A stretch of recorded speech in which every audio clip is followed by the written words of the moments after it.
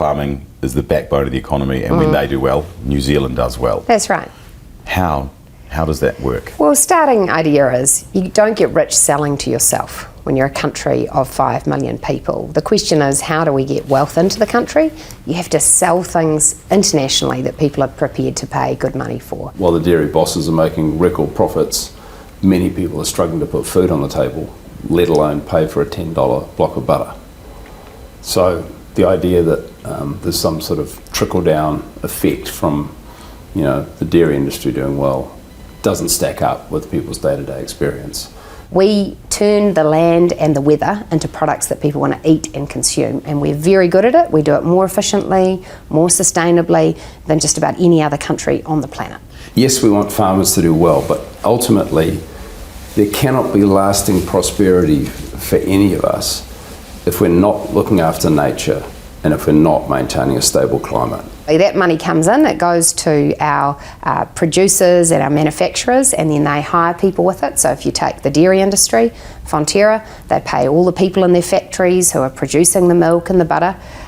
Then they pay their farmers a share of what they're making in their profits, and then those farmers in their communities hire people to work on their farms, but they also spend in their local community. They go and buy a tractor, or they go out for dinner, or they spend in their local shops, and all of that means that the cash that's coming from overseas ultimately flows into the New Zealand communities, creates jobs, creates incomes. Around 1 in 8 New Zealanders are directly employed in the agricultural sector, but then there's all the spillover jobs that occur because we have all of that cash coming in. It's often really overstated how big a part of the economy the farming sector is. The entire value of the dairy industry, if you include processing, is 3.2% of GDP. That's just dairy though. That's just dairy, but the whole farming sector is only around 5 to 7%. So dairy is the biggest part of that. But dairy uses 60% of our irrigation water. It uses 60% of all the fertiliser in the country. It is overwhelmingly the biggest polluter of fresh water, of the climate, of marine coastal environment. Yet it's only a tiny part of the economy. They're selling something that the world wants to pay money for. That money comes into the country, that money goes to people in terms of incomes, it goes into their bank accounts, and then they spend it, and the cash flows around our economy and creates opportunities for those who aren't even hired in agriculture.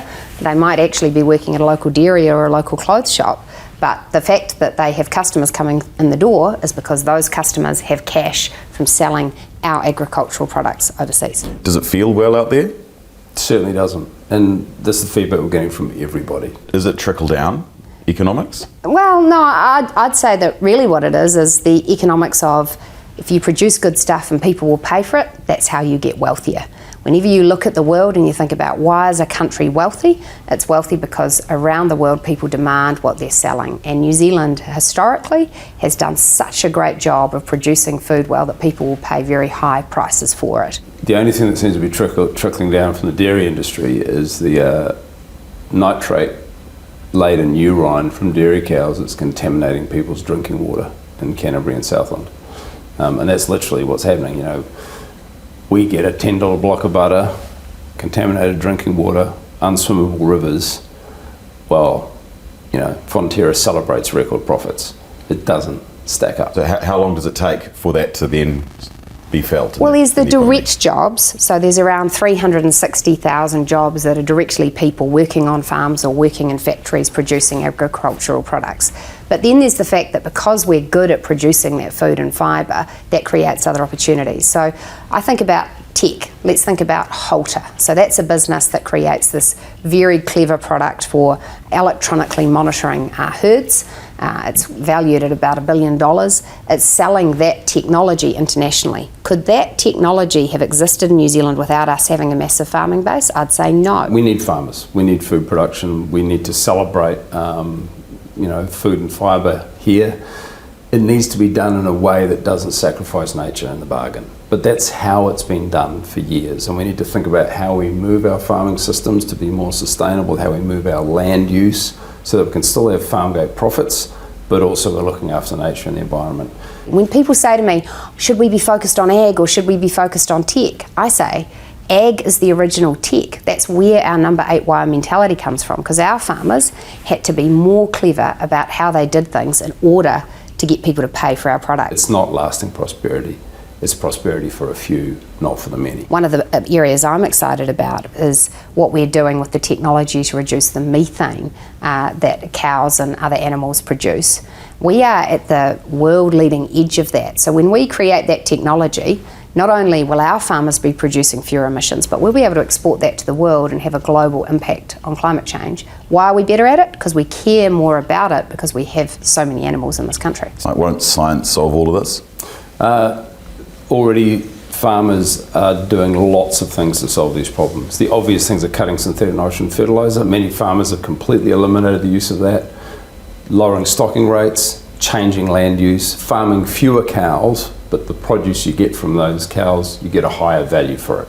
Do you know if farmers are actually, hiring more farm workers or building new cow sheds or extending their cow sheds or building new barns or upgrading their house or buying new tractors?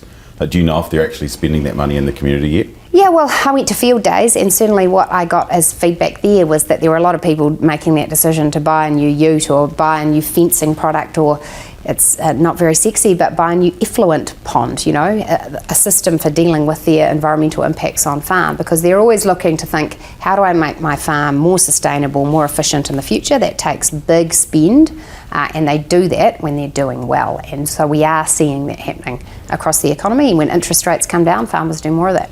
It's not about vilifying farmers, because we need farmers, we really do. It's about being honest about the impact of certain forms of industrial farming on the land, on the water, on our long-term prosperity. So for big ticket items like tractors and stuff, yeah, they're made overseas. So does the profit not just then go overseas? Well, no, because of course there's also the car salesperson on the way through who's running a business who depends on being able to sell those cars. But also if you think about things like putting up fences, farmers in New Zealand have done a huge amount of fencing in recent years in order to protect our waterways. Well, that involves someone building the fence, that involves someone selling the wire, that involves someone designing where the fence needs to go. So all of those investments create opportunities here in the local community. With Halter, you don't need fences. Well, this is the thing. So we're at the cutting edge. With Halter, you don't need fences. So is Halter killing off jobs? Well, I think Halter is creating jobs. They're tech jobs, they're software jobs, they're different jobs. And that's kind of my point. When you have a decent face-to-face conversation with most farmers, they do want their local river to be swimmable. They don't want the way that they make a living to be harming nature or the climate. They want real solutions, and they also want to make a living. When will we start seeing the turnaround of the economy, because farming is doing well at the moment? Well, it's really interesting. If you go around the country right now, the parts of the country that are feeling more uplifted are those that are more exposed to the farming industry. So if you look at regional employment, it is areas like Canterbury where you are seeing better uplift, and that's because they have more of that farming money flowing through. So certainly is having an impact already. And what economists call it is an export-led recovery. So rather than our recovery as an economy being based on are we selling each other houses at ever higher prices, our economy is growing off the fact that actually the world wants more of what we're selling. And so we would expect that that will continue to drive growth over the coming months and years. The idea that it's the backbone of the economy somewhat overstates it.